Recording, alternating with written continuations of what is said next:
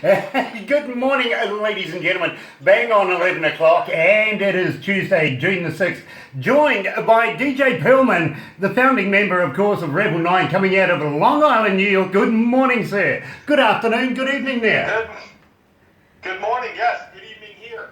I'm traveling into the future into New Zealand. You are, and I tell you what, after this interview, what I'm going to do is probably this Saturday, I'm going to give you the lotto ticket numbers so that you can race down Friday night and go and clean up in New York. It'll be a blast. I don't know why nobody's thought of this before. We should just totally do that. Yeah, exactly. I tell you what, if you win anything, you owe me a share. Absolutely. Anyway, my friend, now we're not joined by the rest of the band, but we better give them a courtesy shout out, of course, to Kaz Nadal and also to Tony. Now, what does Kaz play? Kaz is my other guitar player. We're a two guitar player band, and there's me and him, and plays guitar. Nadal is the drummer, and Tony is the bass player. Right. So now we have a general picture of the band itself, Right. and you formed primarily the band about 2010. Tell me how you came across the name Revel 9. Well, it's actually an incredibly long story, but I've been asked that so many times that I've shortened it out. So basically what had happened is I'm not terribly a control freak, but I do run the band. And I handle most of the business parts of the band. And as we were releasing what was going to become the Razorblade Diaries, the first Revel 9 record, we had been a band called G80. And we decided that we needed a new name that was a little bit more representative of what we were doing. So I thought it would be fun and a good idea to just leave it up to the band and let them, I figured we could all get together and decide. I was wrong, because we spent about 3 or 4 months with the worst fighting the band has ever had in the entire existence, trying to come up with a name, because everybody wanted some name and wanted this other name. But then I had to put my foot down and make some actual rules. It couldn't be something that already existed that you could just Google easily. And we decided that all the cool names were probably already taken, so we decided we were going to have a word and a number, and we had come up with, because the last big fight we had about is my other guitar player at the time, the one, his name was Matt, he wanted to call the band Downpour. And I went to Google and I typed in Downpour, and I got 7,000 pages of return and 20 other bands. And I was like, absolutely not. There's no way I'm starting at a deficit like that. I want to stand out and be unique. So I said, look, we need a name, we need a word and a number. And we had Shift 15 was one of the contenders, and then we had I had Deadville 9. So I liked the 9. I liked the way the 9 sounded. And then we were just sort of talking back and forth, and then one day my drummer was like, well, hey, what about Revel? I was like, Revel 9 it is. And that was it. I was just so tired of fighting, I just didn't even care anymore. You know, for the character of the band itself, I think the name absolutely fits you guys. It really does. And it shows within the style of your music as well.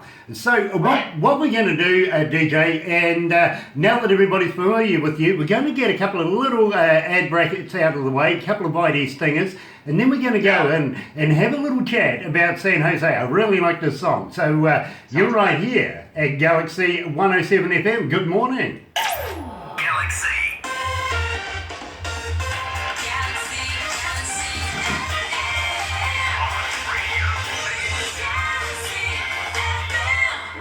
Zeno, and you're listening to Galaxy 107 FM. More music, more Galaxy. Next. It's 11:04. It's 11 degrees. At 11 degrees, heading for that high today of 16 degrees. We are Zeno. Every time I hear that, it always reminds me of We Are the Borg or something. Great band, DJ, really is.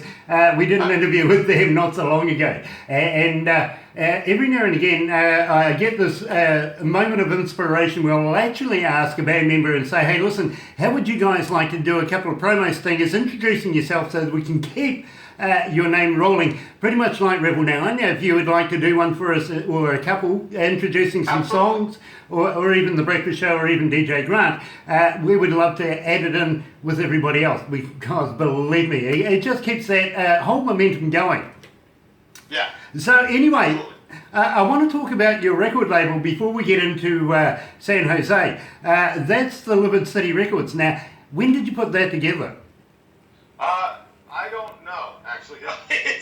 We were approached by them, and we are technically still on that label, but we haven't spoken to them in, I don't know, 9 months. They're not doing anything with us, and we just haven't exercised anything because there's nothing happening. Record labels, I don't know how it is internationally, but record labels in the States are just notoriously useless these days. They just don't really do anything.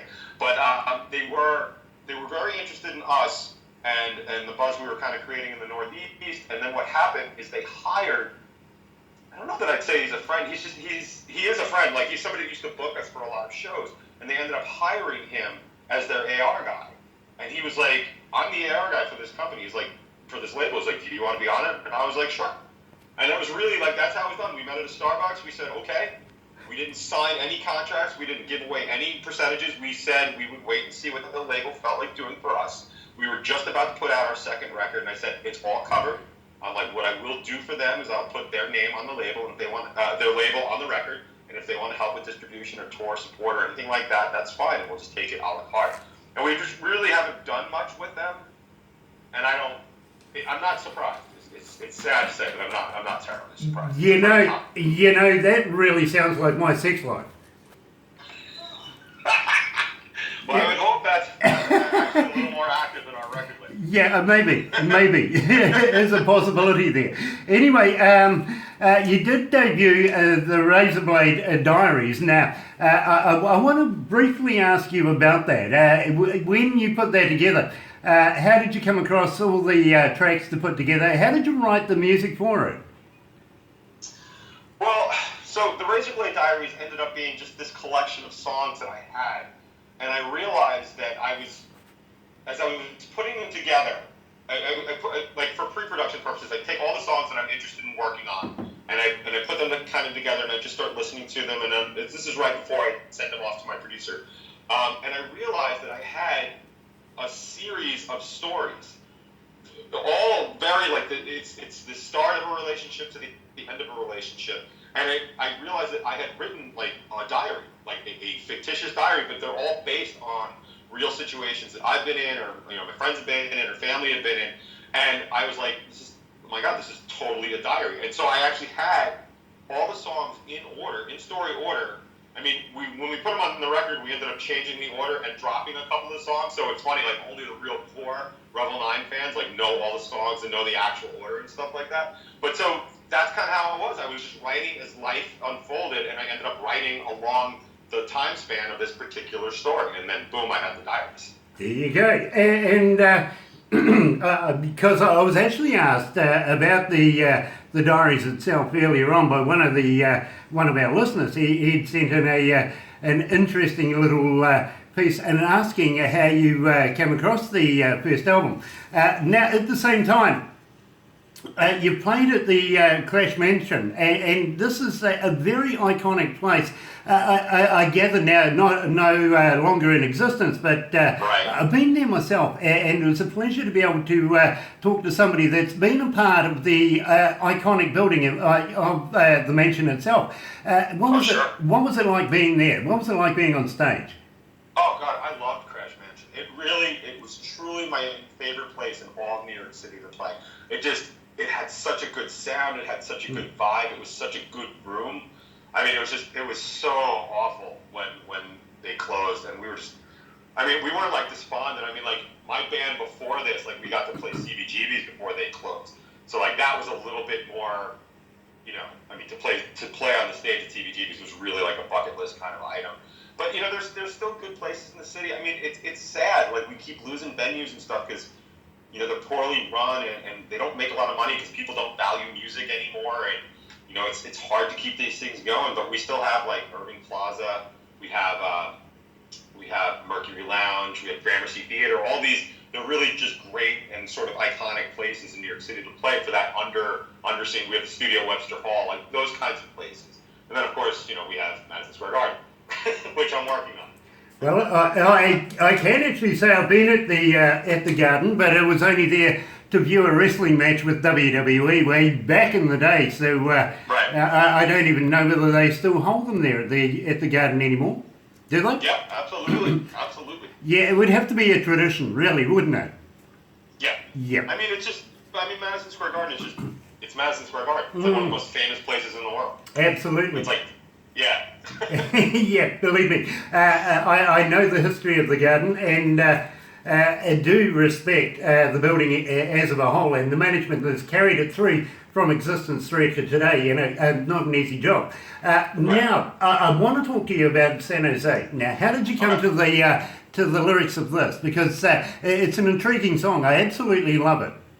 Thank you. Well, it's a twofold kind of thing, which I tend to write anyway. I have the outward meaning and then what it means to me. But the story behind it, as part of the diaries, is basically this guy.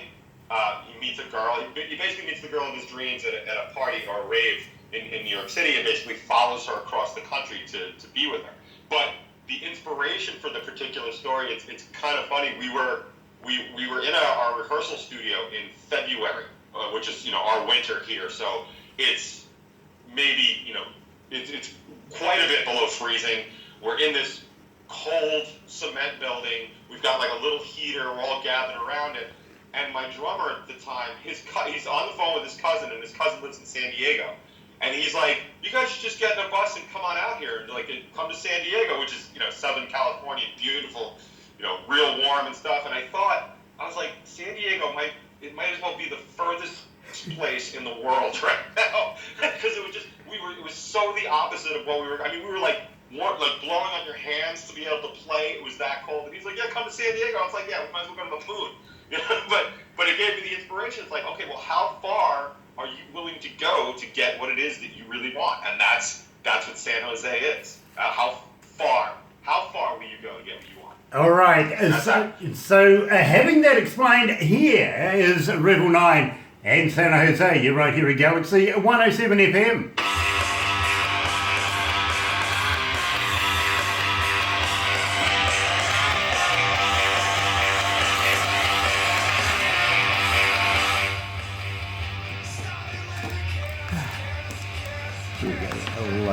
I like this. You okay there, DJ? Yeah, I'm good. Nice. Do you need a drink or anything? I'm good. I got my water. Nice. Typical singer always has water. Yeah. Typical DJ always got a coffee. Yeah. So, what we'll talk about next, and remember I was talking to you about Michelle from Melbourne. Yeah, sure as she's already sent me the text wanting to know if you're married. All that sort of stuff, so we'll get that in there. But what we'll talk about is where you're recording at the moment. Have you got any plans in anything new? And also, we'll start to look at what your plans are for the summer, because you're coming into summer right now, aren't you? Right. So are you going to be touring? Are you going to be doing any festivals, anything like that? And yeah, we'll be doing some of the basics that are local here. Sure. We're not doing any major festivals because we're supposed to be recording soon, but it doesn't look like we're going to. Okay. We'll probably record late in the fall. Right. Let's go back to the desk. Okay.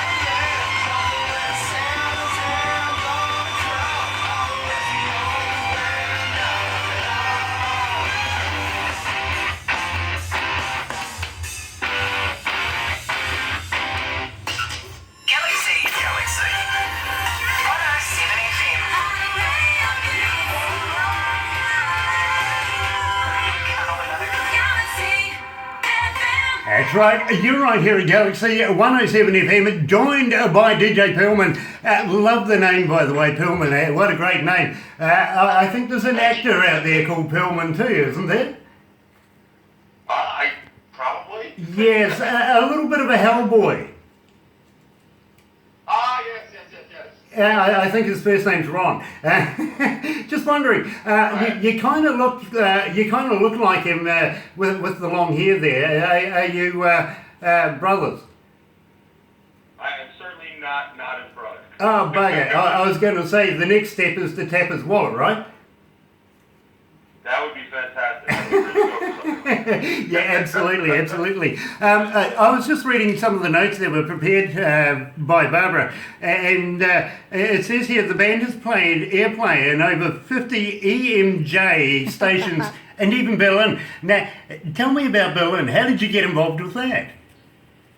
No idea. It's really when the music industry kind of just crashed and fell apart and the internet sort of took over. There are really no boundaries anymore. I mean, there are some markets that are a little tougher to crack, like China has a lot of protections against what can be played where and stuff like that. But as far as Europe goes, I mean, we get spun all over the place, and I have no idea half the time where people hear it, where people get it, where people have heard of us. I mean, obviously when we tour, like I expect that if we're going to play in St. Louis, that people from St. Louis will have heard of us. Like that's not a surprise. But it is always really weird when all of a sudden we're doing good in Ukraine, or something like that, or even New Zealand for that matter. I mean, I absolutely have not been to New Zealand, so. Well, I was actually going to go down that road as well very, very shortly about getting you guys down here, maybe with Craving Strange. I don't know whether you've ever heard of a band called Vox or Voices of Extreme. Mark Weiss, who's the manager of Craving Strange, as you would know, also has this other band.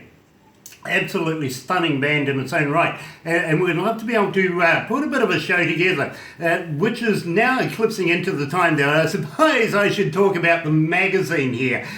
Seeing we are a part of the magazine as well, not only a Galaxy, and not only the Galaxy celebrating its third birthday, but the magazine is a big part of it, simply because we want to be able to put you guys into the magazine, and Barbara either will have sent you or will be sending you the information pack that would be required to get you in there, because you're going to be along absolute pristine people like Craving Strange, and believe me, we did a campaign with Jimmy G and Frank Jr. Of course, maybe you might even recognise their CD. Yeah, I might. I'm not wearing the T-shirt though today. But right.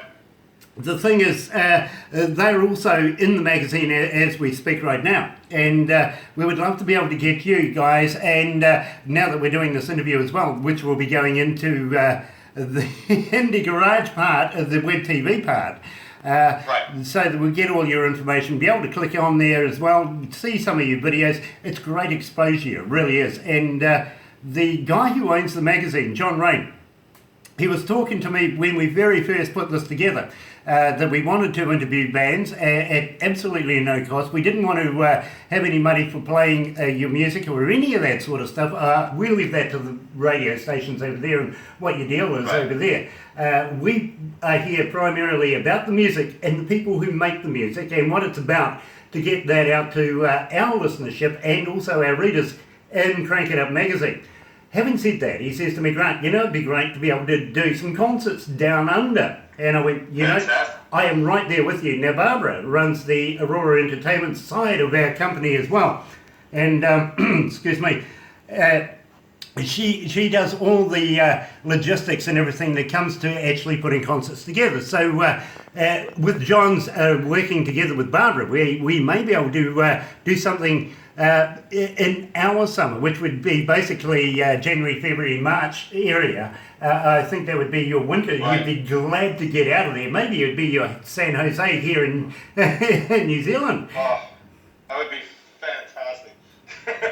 I hate it here in January. Oh, believe me, I was talking to Stephen G. Knight from Voices of Extreme over his winter period, and believe me, I felt like I've gone through the winter as well with you guys, because it's just incredibly bad. Whereas here in Kawerau, where we are in the Bay of Plenty, we're actually in a very sheltered, very sunny part of it. We don't even know what snow is. A heavy frost is annoying. Wow, that's fantastic. and we're just coming into. I'm very jealous. We're just coming into winter now, and we're complaining because it's 3 degrees in the morning when we come to work. Not 30 below like some people we've talked to over the year. And we spoke to one young lady up in Canada, would you believe? She lives way up in the mountains, very, very popular young lady. And she took me out the back doorstep and she says, you see those 2 steps going down into that white stuff? And I went, yeah. She goes, there's another 9 attached.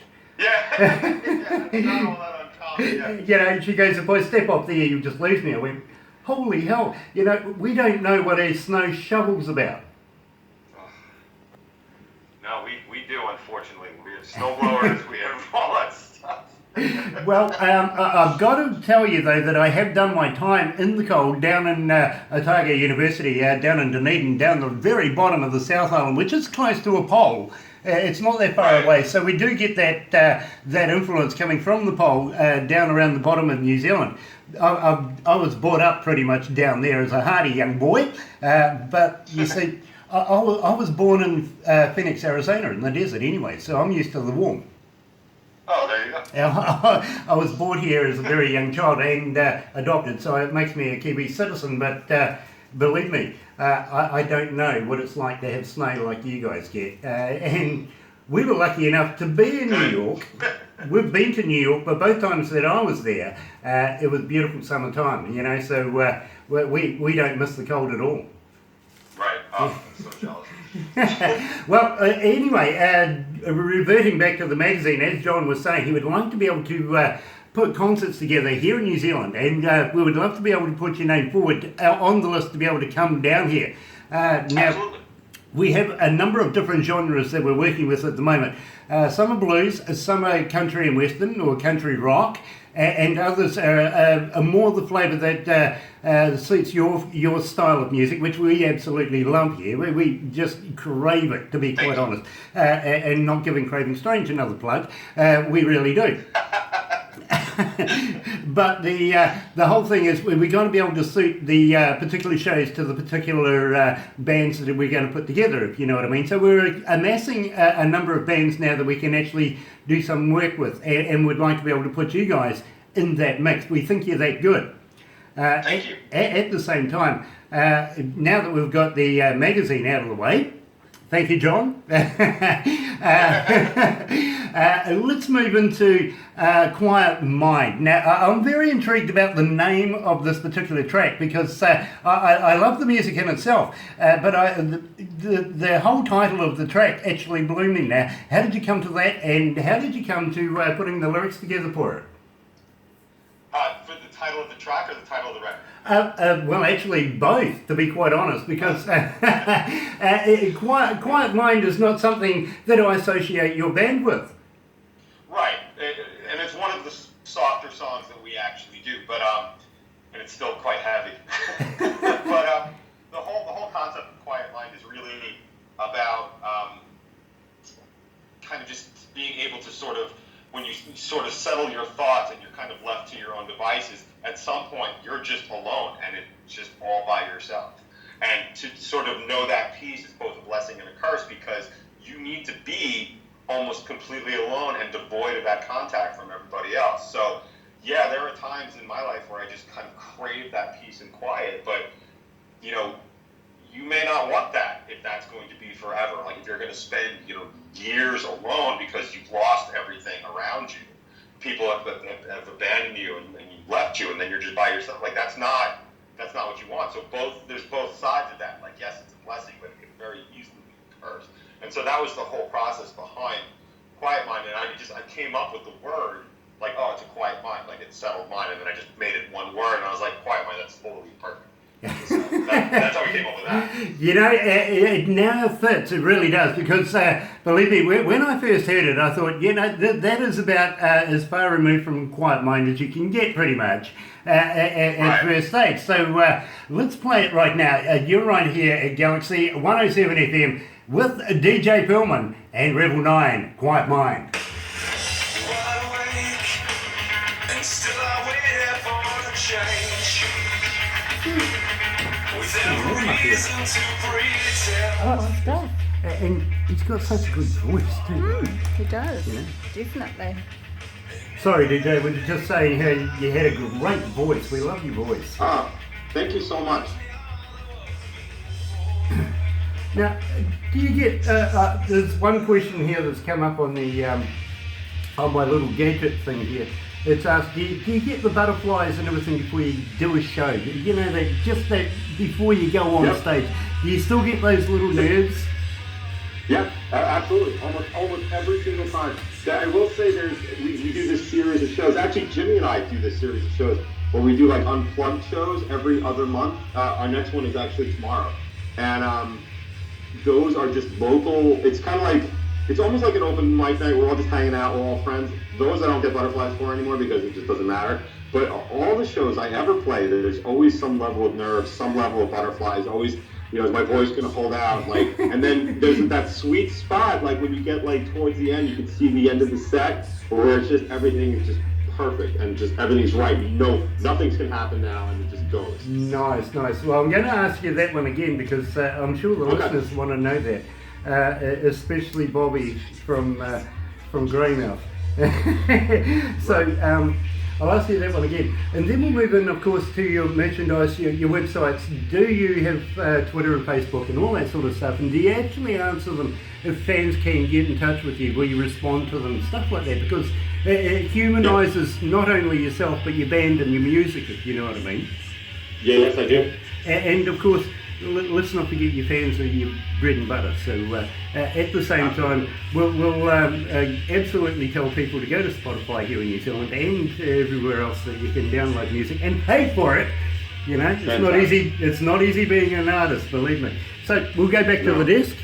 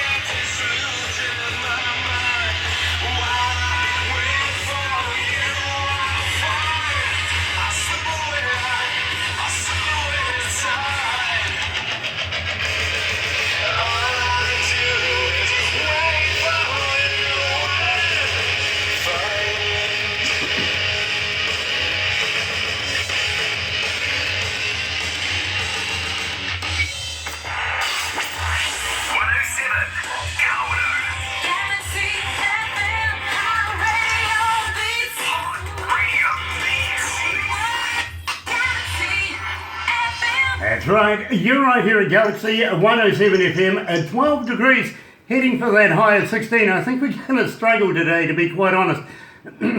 But better than 30 below, that's for sure.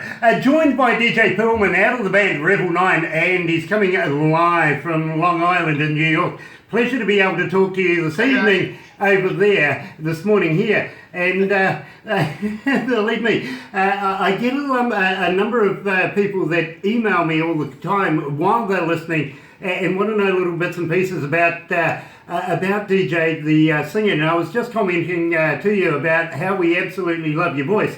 But then I was listening to the drums and the superb guitar work. You're a whole package. The whole band is just absolutely polished. And I was just wondering, do you get a little nervous just before you go back on stage or before you get onto stage to open up a show? Do the butterflies still count there? Every single time. Every single time there's always a little bit of butterflies, there's always a little bit of nerves. There's always just I'm not blessed with that lead singer arrogance like that, I guess some of the more famous lead singers have. So I always think, I hope I can do this, as opposed to I can do this. I do have to work on that. I'm going to keep working on it, but I appreciate the nerves. It's funny, actually. In fact, the last very large show we did was the Craving Strange release show for their Careful of the Landmine CD. So we were direct support for them, and we sold out the venue we were playing. It was at capacity. But I remember early on, by the time the first band was playing, I said to one of the guys, one of the other bands, there's already too many people in this room for me. It's making me uncomfortable. So I had to go into the back and just try and calm down a little. You know, so many people. I absolutely remember that show. In fact, we broadcast live from your desk there. Oh Yeah, we did a deal with the manager, Mark Weiss, and he hooked us up live. So we actually heard you guys. I don't know whether you knew this or not, but you were pretty much doing an audition for this show that we're doing right now, and fantastic. We absolutely loved your work. That's why we wanted to have you a part of it. This was the first time that we actually heard of you, and we spoke to Jimmy G, and he says, "Oh mate, you know, these are my friends, you know, they're my bros. Well, you gotta have these guys." And so everything's transpired to where we've got to today, and I really appreciate you taking the time out of your evening over there to talk to us over here this morning, because we're huge fans, and your music is just infectious. It's starting to grow on us. It's like, Thank you. You know, it is hard to be able to explain how many people have taken an interest via the internet, via texting us, via all sorts of medias that are going, "Hey, listen, can you play more of these Revel 9 guys?" So believe me, fantastic. Thank you. making a huge impact here with Galaxy. Now, I also want to ask you about websites and stuff, and can you respond to the fans that listen to you? Because we get a lot of people that ask us, do they have Twitter sites? Do they have Facebook? How do we download their music? Is it on Spotify? Is it on YouTube? And I recommend people, don't be cheap. Don't be cheap. Pay for the music. Struggling artists, they're not easy to get by. So can they get hold of you on Spotify? I know they can here in New Zealand. And do you have a merchandise shop? How do they get hold of you that way?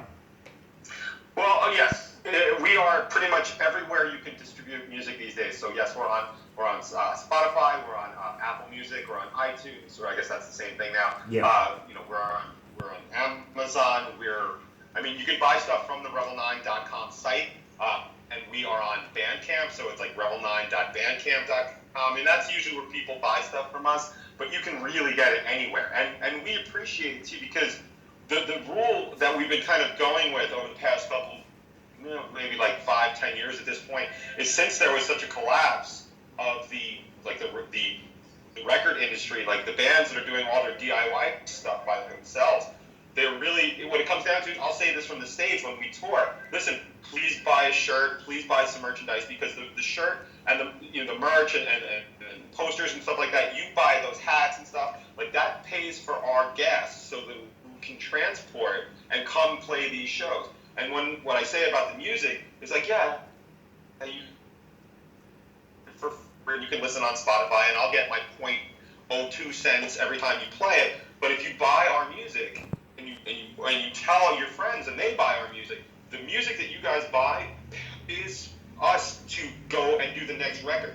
Because these records aren't cheap. I mean, I know these days everybody can kind of make a record in their basement and stuff like that, but you can't make a really good record in your basement. You make it good enough, but like we work with production, we have to get equipment, it can cost us, it can cost a band anywhere from $5 level to do a record, and if we're not selling that music,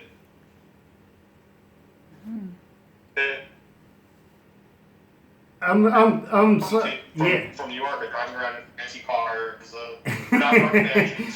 I'm sorry about that. You just dropped out there just very, very briefly. But yes, we understand that it's not easy to be able to put together the funds to be able to produce good music. And then at the same time these days, it's sort of fundamentally understood that you need to come up with a very good video to accompany that as well. So extra expense again. So we would love our fans to be able to be in touch with you, buy the merchandise, get in touch, say hi, and download the music, but pay for it, folks. Come on, please. Pay for it. Be nice. Please. Yeah, absolutely. Now, at the same time, I want to talk to you about, you're coming into summertime now. What's your plans for touring? Have you got any plans for doing nationwide tours, maybe even a little further than that? Well, we were supposed to do a national tour, or half the country this summer. Like that was the game plan we were going to do. And then what happened is I started writing more material, and a lot of our core fan base and a lot of the production team that we work with were saying that, and I don't know, man. Every song I write, I like it and I write it and I put it out, and every song's my baby and all that other stuff. But we were being told that some of the newer stuff that we were putting out was the best stuff that we've ever written, and that's like a drug to a band, you know. It's like, oh wow, is this going to be the song that breaks it? Like, is this going to be the song that that we sell for $1 million to WrestleMania? You know, is this going to be it? So that we decided that we should really start looking to record instead of touring. There's not a lot of money to be made in touring. In fact, usually most tours basically pay for themselves. There's no real advantage to touring unless it's just for us and we want to do it, which we do. We like playing and meeting and stuff like that. But and putting out new material because you never know where it's going to end up. I like basis and more here talking to you about. So I mean, you could just as easily be a multi-gazillionaire that wants to finance my next record. I mean, you could be, and so the thought of try and record sooner than later because we have this new thing. We're just wasting our own time. Might as well get it recorded. People will go out to tour to support that. So that's kind of the plan. This is really funny because all bands are businesses, right? Like they all have living, breathing people in it with lives and other stuff. We've been trying to have a band meeting for 2.5 months to try and sit and talk and figure out the exact times we can do this because we might probably going to go away to record. So we need like a chunk of time that everybody can take off work and stuff like that. But it's so funny, and my friends keep making fun of me because you can't even get the meeting together. How are you going to get a record done? Things come up, and we have these shows and better obligations, or this person out of the country, or this person's doing this. And it's like I can't wait. The meeting started. And that's like the band sometimes. When you're doing everything, when you listen to your point before, when you were asking me about if people contact us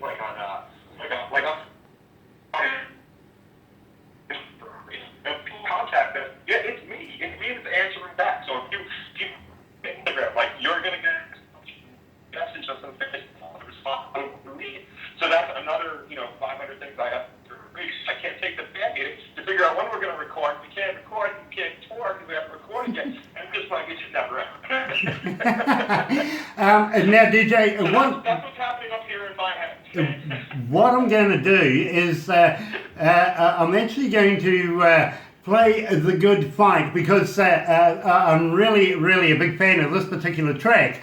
Then I'm going to talk to you about it. But in the meantime, what I'm going to do is I'm going to get you to hang up and call me back. You seem to be breaking up and we're getting just a portion of what you're saying. So maybe we may need to refresh this line. So what I'll do is I'll go straight into The Good Fight, and you're right here at Galaxy 107 FM with DJ and Revel 9.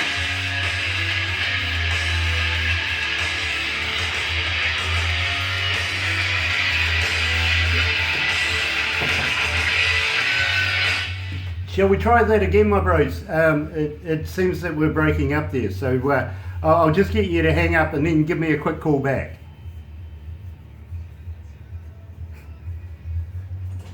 Yep. Alrighty. For sure. Or do you want to call him?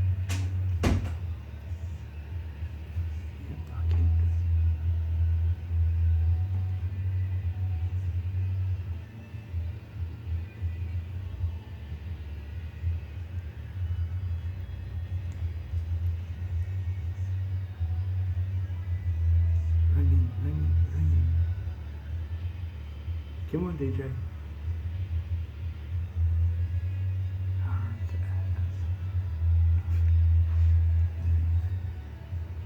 Come on. Who's Sharon Jennings?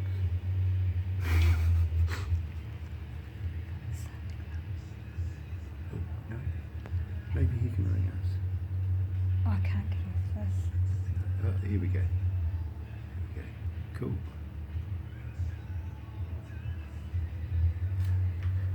How's that, bro? Can you see us and hear us properly? Can't hear you. No. Oh no. Need some volume. No. Hold on. Try this. Maybe it was my fault. It was my You hear fault. me now? Yeah, I can. My stupid fault. Sorry about that. That's okay. You were breaking up halfway through that last part that you were saying, but we absolutely got what you were saying there, if you know what I mean. It was just intermittent. So this is much cleaner right now, and Good. I really want to talk to you about this song because I love this song. I really do. Okay. And I want to find out where you recorded this. Who was your producer involved in it? Because there's just nothing but talent all the way through this, right down to your engineering, who's a damn good engineer. I know, I'm one myself. So Thank you. yeah, I think you've taken the time and the effort and the energy to produce some damn good work. I really do. So Thank you. I mean, it's worth it, and I tell bands that all the time. Like, don't rush just because you need to get it. Think you need. Like, nobody cares if your record comes out 2 months later or 3 months. Like, we delayed this record so many times because it just wasn't ready. yeah. And then when we put it out, like, we put out a quality product. And we made sure it was a quality product. There's no reason to do anything less. Absolutely. Let's go to the desk.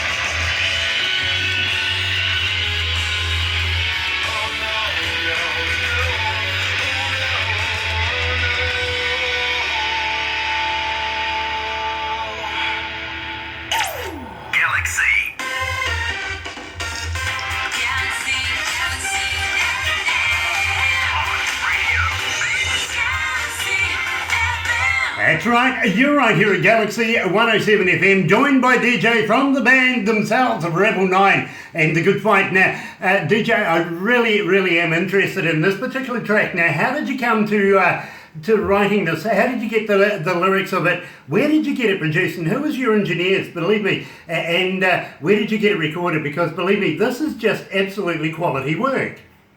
Thank you. A lot of this is going to surprise you, but I'll start with the song. The Good Fight is basically about. I don't know a whole lot about like what other people in the world know about like American politics and stuff and what's going on. But you know, we've been fighting our longest war that we've ever been in, like the entire history of the country, still in Afghanistan. And what is this song? Whenever we play it live, we always dedicate it to our servicemen and women overseas, but also to their families here at home, because the drain and the strain on those families is just so tough to be apart from your loved ones for that long. And our geopolitical system here is just a mess sometimes. And they have something here that's called stop loss, which means that after you've agreed to do your tour of duty overseas, they can keep you. They can keep you longer than your agreed to tour of duty. It's called stop loss, so that you can't come home. And it's like, I can't even imagine what I would feel if I was there, and what I would feel if I was here and my loved one was there. But the Good Fight specifically is about the promise that a husband makes when he goes off to fight this war, like, I'll be back. Like, I promise I'll be back. And then he's mortally wounded in combat. And as he's laying there dying, the thought is he's broken this promise. And that's that whole, you know, please help me to breathe one last time. And that's what that whole thing is. And it's tough. Like, I've choked up so many times on that song because it's a very real emotion. And I know people that have been in this situation. I mean, could you imagine like your last moments on earth are like, I broke this promise with my family. I promised them I would come back, and I'm not. And the realization that you're not is just awful. And that's the good fight. Like, you're trying to come home because you said you would. And that's that. So, I mean, it's like less about the war, just more about the, you know, and it stands true for anybody, like, you know, firemen, you know, police, anybody that, like, promised they were coming home that night and it doesn't. You know, it's just a very relatable story, you know, through military, but it's a relatable story for anybody that's lost somebody that unexpectedly.